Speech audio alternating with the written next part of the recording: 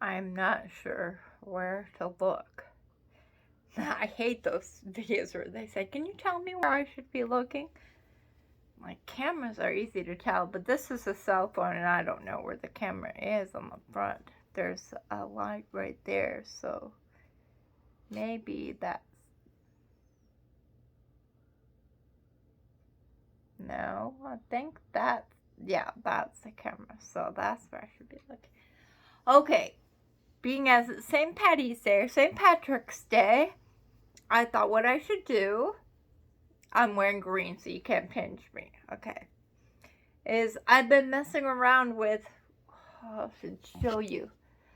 This pattern is a tatting pattern. And it's cute and all. But anyway, I thought, well, I've been working on crocheting lace, but I'm not good at it yet. So what I'm doing is using regular size yarn. And I'm using basically that pattern, but instead of doing, like, you see each one of those little rings, I was going to try to make a motive. And I was thinking, and while I was doing that, I was like making the rings with the yarn, and I was like, well, each ring is so big anyway. When I started, I just made one ring, and then I thought, well, maybe I'll make clovers, because basically I need 4 sides to turn it into a square, right? So I don't know where that went. Here it is. Okay. So eventually what I started with was I made one of these. And I used basically the same crochet lace pattern that people usually learn. And I just have a cord and I crocheted around it 4 times to make 4 petals, and I still had this little thing left here down here, so I thought, well, it needs a stem. I thought, oh, perfect, a 4-leaf clover for St. Patrick's Day. St. Patrick's Day. And my grandmother, whose mother was married, I don't know, she was born, her father would have been, no, her father was something different, but her mother's father and mother were born in Ireland, and they were married in Ballymoney Castle anyway. But anyway, so I thought, well, I need to do something kind of Irish, right? And my mother told me that her grandmother used to always crochet little things, and I was reading a lot about crochet lace, and I watched a video where somebody explained it, and I was doing it that way with 10 crochet yarn thread, like that. Don't know. That's my redneck lace. Never mind. That's something different. Oh, well, here's a little piece of it that I was doing. And as you see, I had these little tails sticking out that get on my nerves. And so anyway, I'm telling you all the things that went into making this thought. And I just wanted to show this one thing. Because the reason why I have green yarn is I was thinking I was going to teach the young girls how to make Irish lace for St. Patrick's Day. But I changed my mind. Anyway, I'm just doing it and not telling you. What you usually do is you have a cord that's separate, and you crochet around the cord, and then you have all these tails. So what you do is you take the cord in half and you put a hook on you put a loop on your hook, which is a slip knot, right? But I thought, well, why don't I just do it all in one? And so I've made that pattern enough just learning how to do it. I figure it's about an arm's length is about how long for me. And then what I do is I create a little slip knot. So I have effectively what I've created is the ball, which this never ends, and then the cord, which has an end. And then you kind of hold it in a V. And what I want to do is wrap around this. I've tried different things recording my hands, and I can't. But anyway, you want to wrap around the... I am so bad with saying the wrong word. It's so funny. My husband broke his toe, And he was talking about it, and I meant to tell him, well, maybe you should soak it. But what I said is, I said, well, maybe it would probably feel better if you go sew it. Which is funny because there are parts of your toe that are just skin, and I used to take needles and stick it through that part of your toe because there's no feeling. And I got the brilliant idea that I could sew my toes together. I don't know why I did it, but I just remember doing that. And I did it on multiple occasions. Why? No reason, just because I'm weird. Okay, so you wrap it around. This end is your cord, and this end is your working. And you just crochet around it just like you would do anything. And it's kind of fiddly at the beginning because you don't have anything to hold to. So now that I have something, now I can hold it. Just kind of do it with my hook. But the only really rule that I think would be helpful in that is just keep my hand, this hand of mine is just wonky, so it doesn't work right. But if you just remember, this side is your cord and this is your working. You want to go under your cord and draw it up, draw a loop up over, just as if you were crocheting. Because you are, because this is a crochet hook.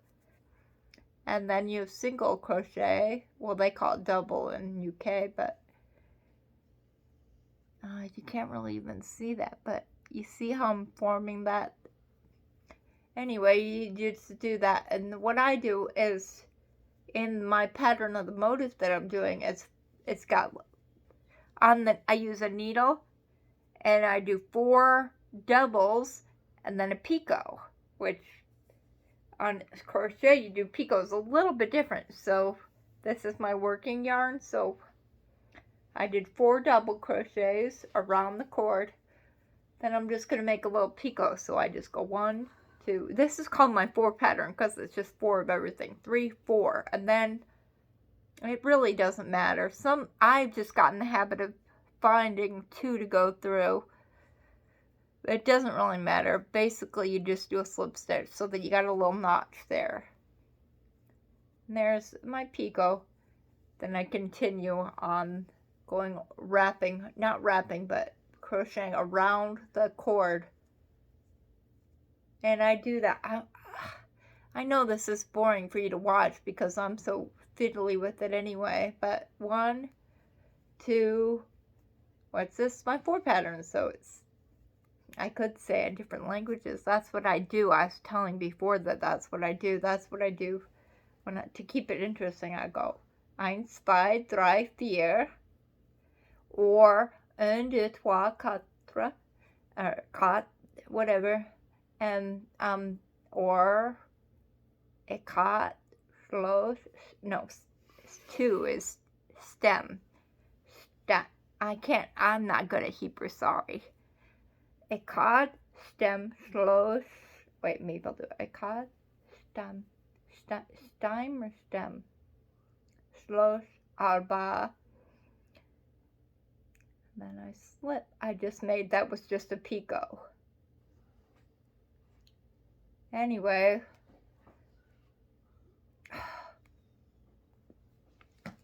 I don't have time to mess with that. I figured by now I'd be really good, but I went to sleep instead of working on it like I thought I was going to.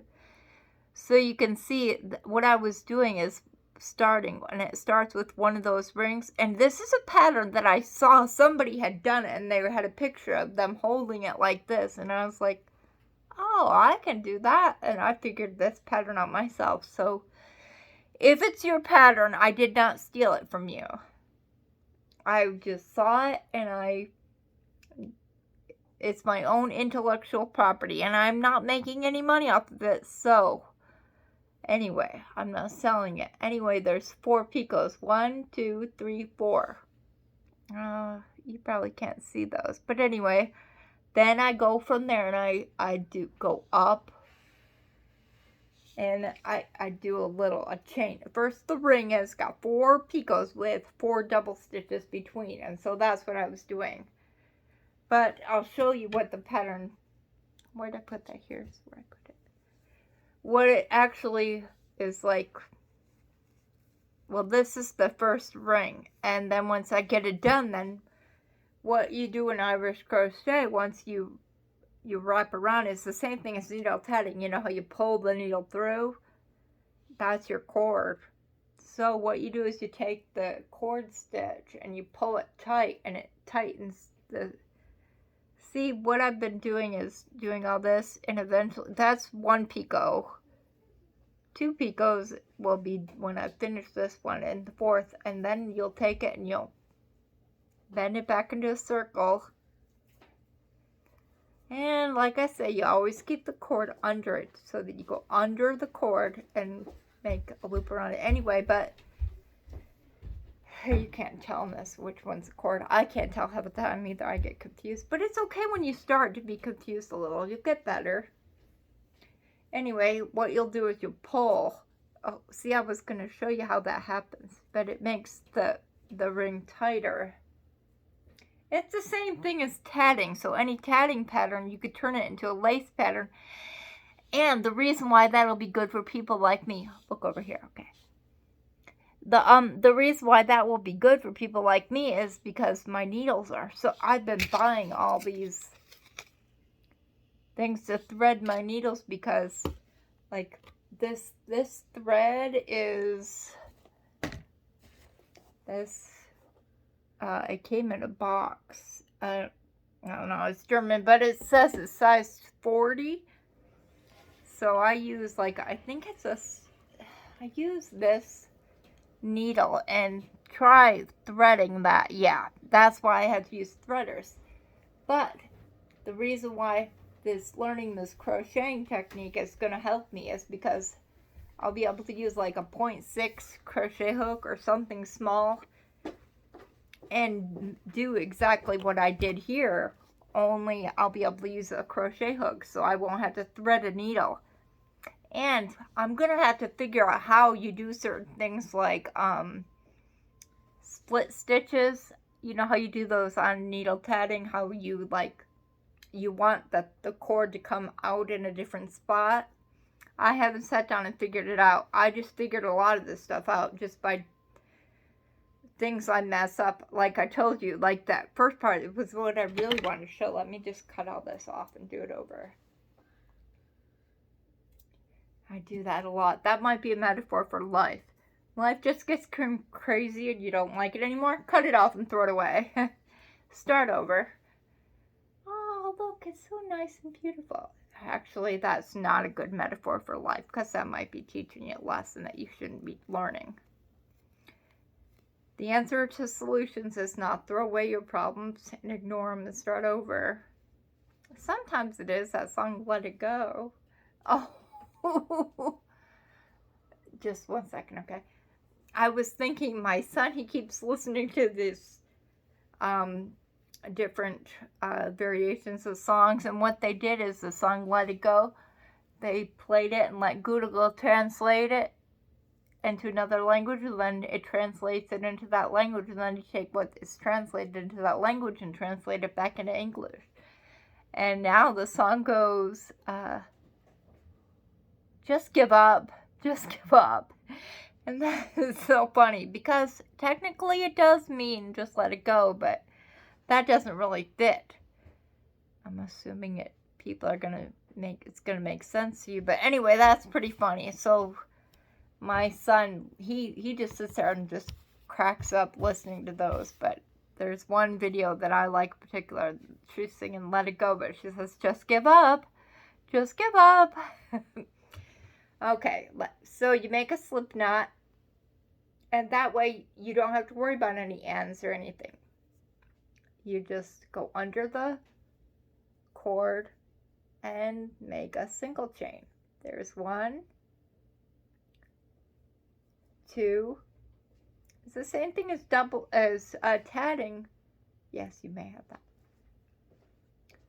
Same thing as tatting, but no needle, so I didn't have to thread a needle. And I wish you could see that up close. Can you?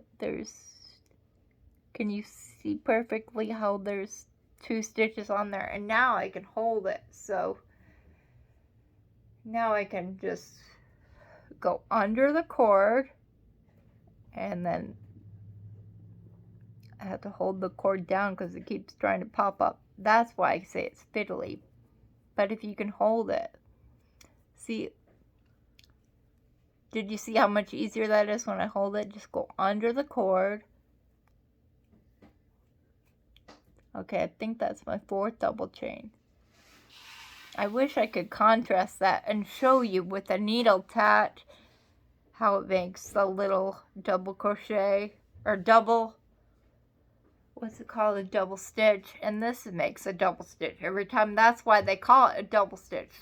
That's why I was saying in not Ukraine, in the UK they call it a double crochet, but we call it a single because it's just one. You just pull it through one time.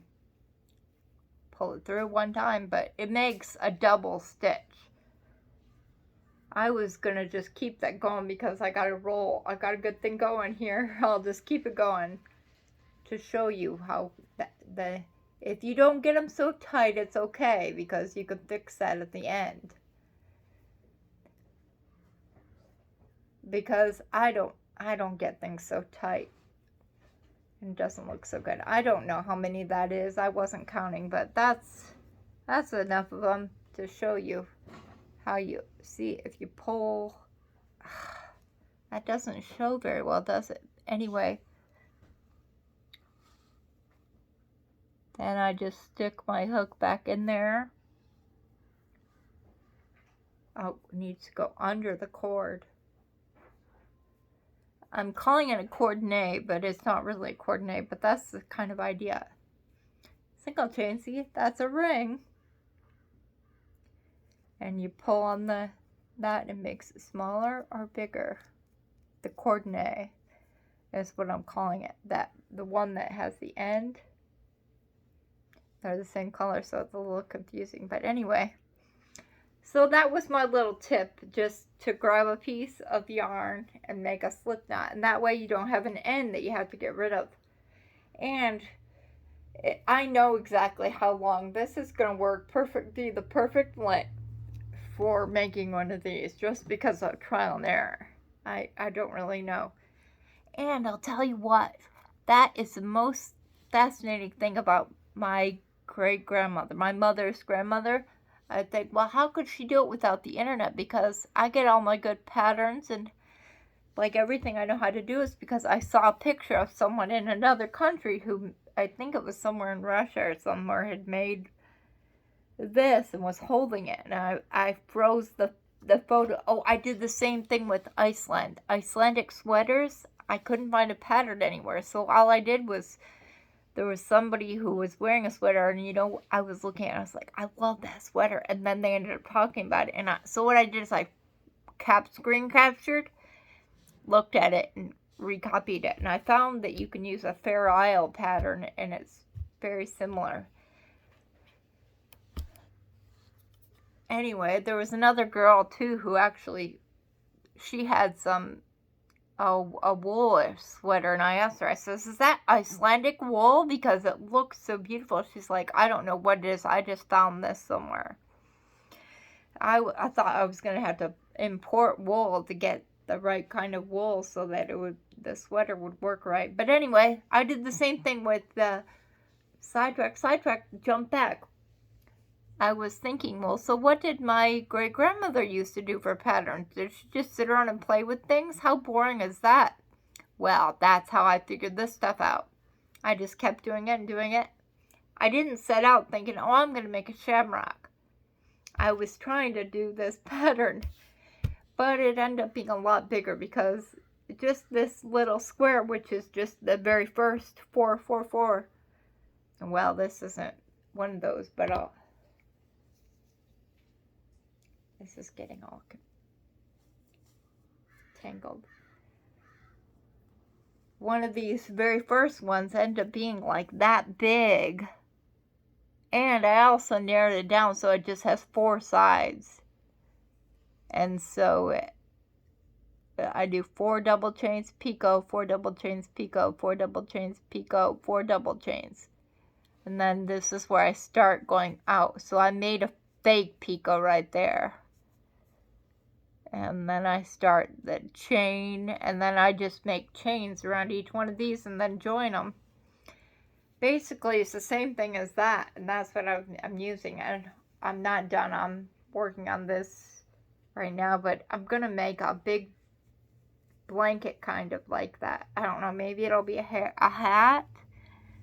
I don't know, maybe it'll be a little thing to put on your table. I'm not sure what it is. It's basically just for me to just mess around with. That's what I'm doing now, and that's probably what I'll do. Okay, I have other issues pressing on me right now.